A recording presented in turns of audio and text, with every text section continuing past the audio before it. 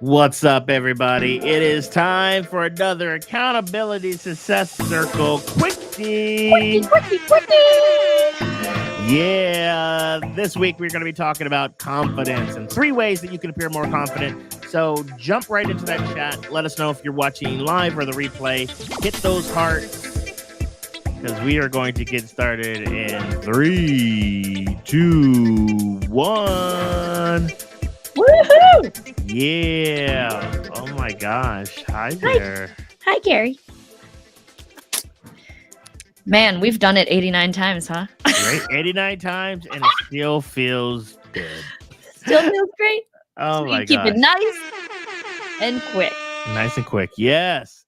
So this week we are talking about confidence and how you can appear more confident, especially if you're the type of person that wants to make an impact, whether it's a meeting, a one-on-one meeting, or talking on a stage, or just being out in public. Because people that are confident, tend to get more of what they want, and we don't want those average schmucks that are just bringing their toxic masculinity and they don't have all that you have to offer. Take all the credit. So that's why we got to level each other up. So that's what it's all about. That's what today's quickie is going to be covering. And we got to bust it because April has stuff to do. So yeah. How are you doing, April, though? I'm doing great. I'm doing awesome. Yeah. So, All right. Yay. All right. Number 1. Let's jump in. Number 1. Woo. This is a big one if you want to appear more confident, and that is eye contact. Ooh, yes. And so, eye contact is one of those things that, at least here, I'm talking about neurotypical people. So if you're neurodivergent, I totally get it. That might not feel comfortable. But this is one of those things that,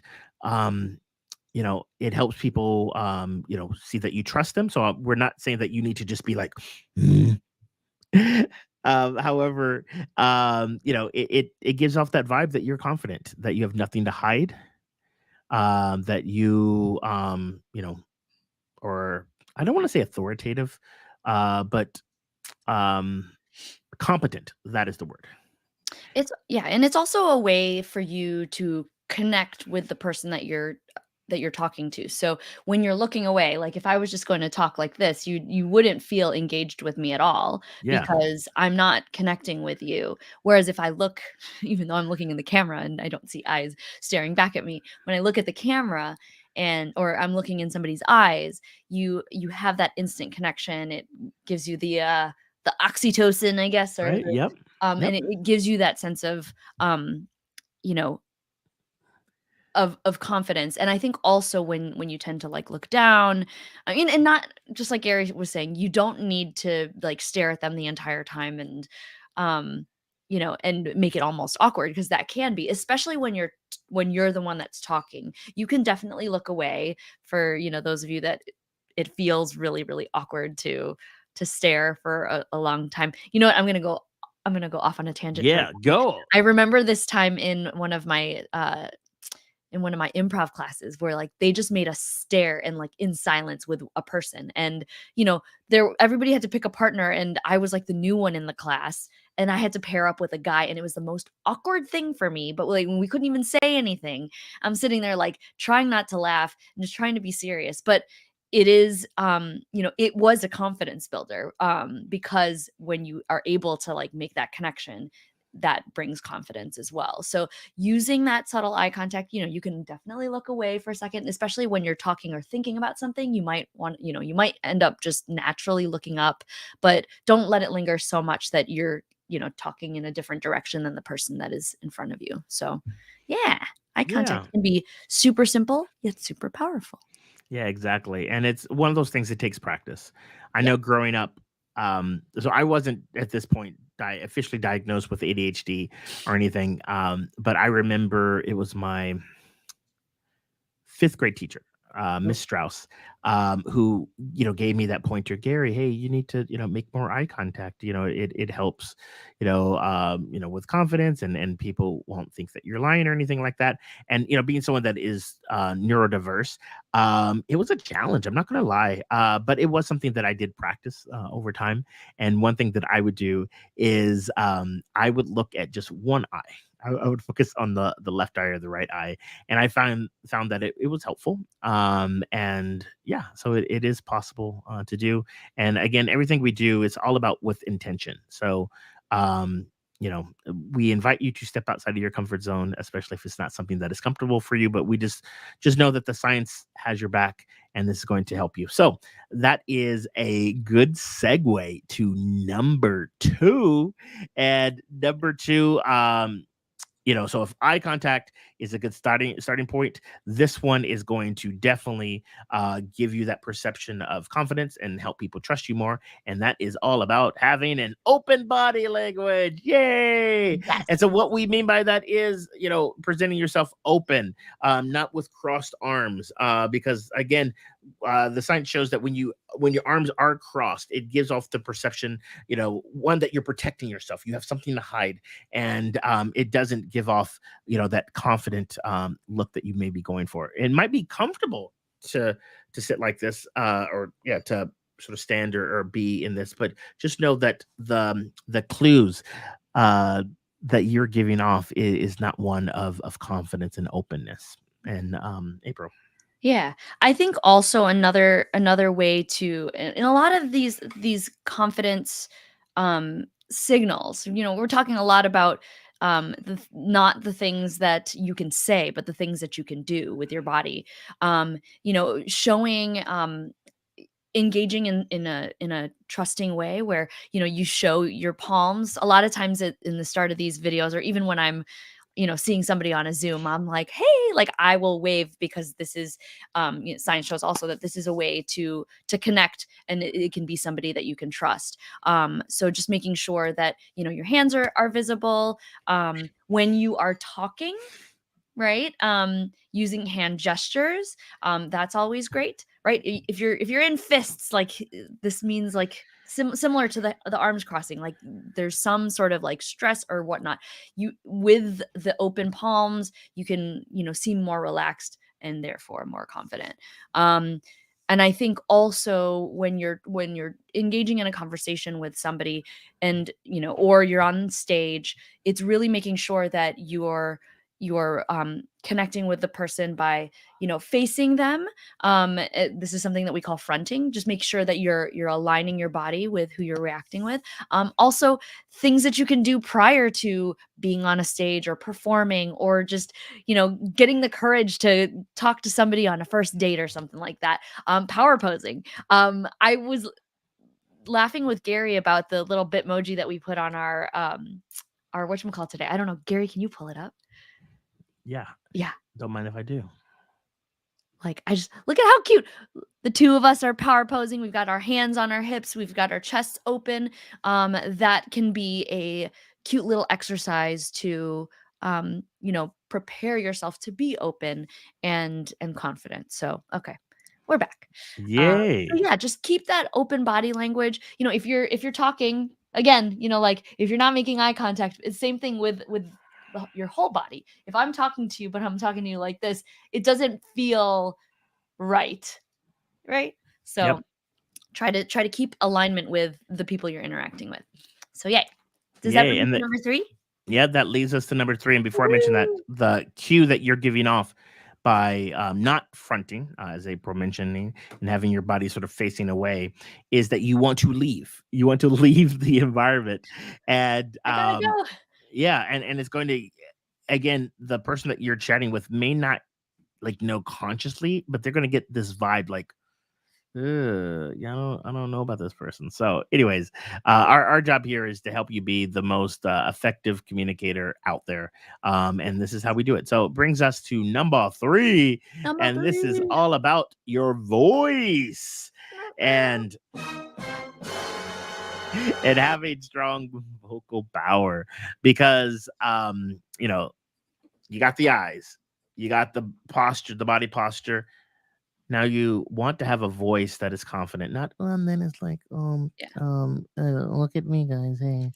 Yeah, and So, we're not talking like macho, macho, strong vocal power. It's just having strength in that power. So yeah, let's talk about yes. that. Yeah. So that's the first thing is how can you, your version of confident, and one of the easiest ways is smiling while you're talking. When you smile while you talk, it gives off that sort of happy, sort of vibe, and try it. Like try talking to someone and smiling and see how that sounds compared to, when you contort your face. I can barely even do it into a frown and talk.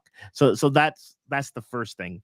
And when you talk, again, you want to avoid like more of that nasally voice. If that's like your default voice, see what you can to get that to come again from the chest through the throat. And again, it's not all about having a deeper tone. It's just more of using your available tone that has, that you have. And April, finish us off with this. Yeah, and I think if you are somebody who, has enjoys singing or, has maybe been in your high school choir or anything like that, you think about all of the, breathing exercises and the vocal warm-ups that you do.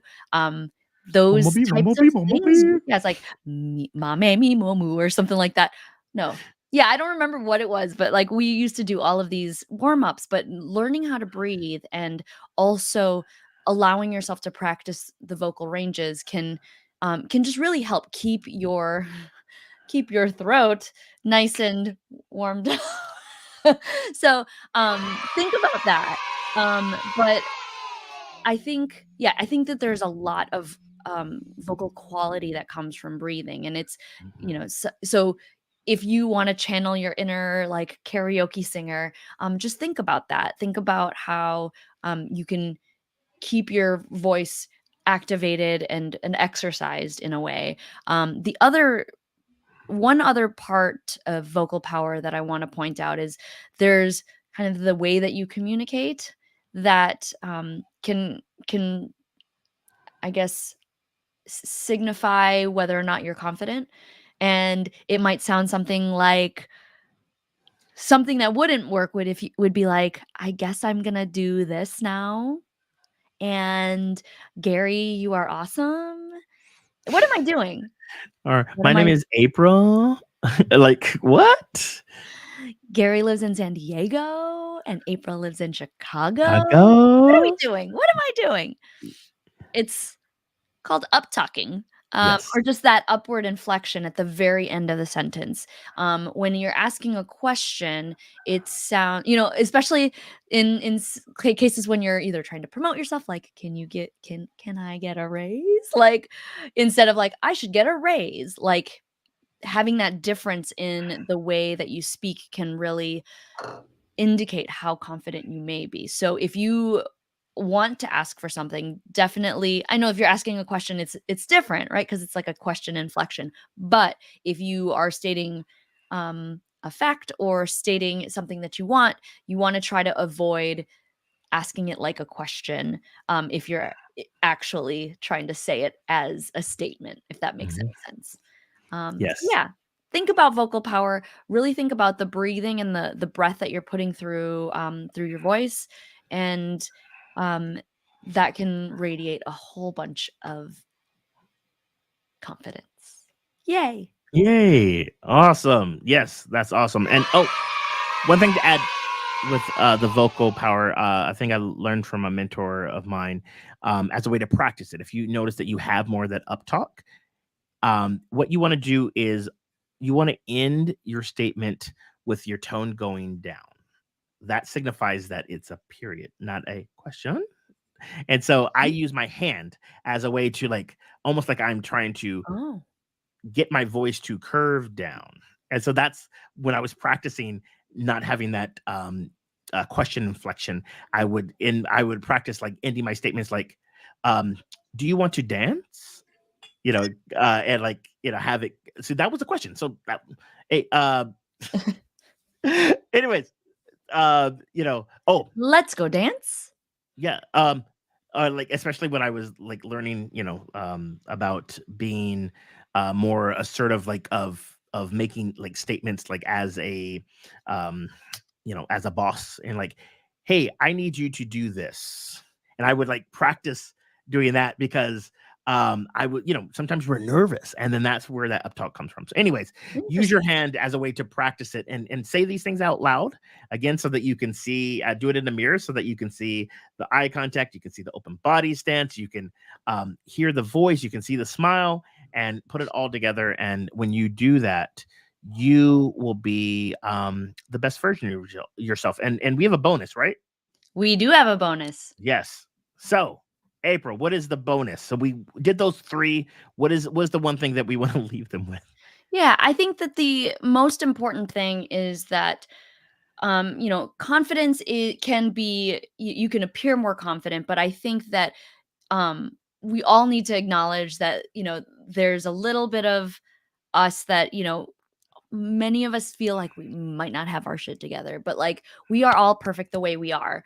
And confidence does come from the inside out. And so constantly working on yourself, um acknowledging the faults you think you have, um embracing them and using them as tools to continually grow is going to be able to kind of help make some of these external body language tips even easier, because if you feel it on the inside, it'll be a lot easier to look in somebody's eyes, to give them open body language, to use strong vocal power. So making sure that, it's also, confidence is also an inside job, and it really really um is something that we should all strive to work on, because we all want to be amazing people and we want to live our best lives and be our best versions of ourselves.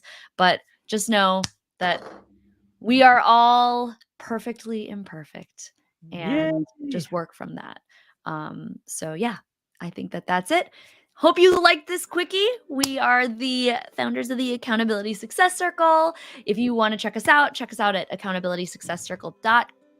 We have some really awesome stuff going on in the community. This month we are talking about intimate relationships. So if you are looking to either, connect more deeply with others, or looking for the love of your life, or you're looking on how to strengthen the bond you have with your life partner, we are talking all about that in the community. So come join us and join the conversation. So see you till next time. Hope you're having a happy Yay! summer. Peace, y'all.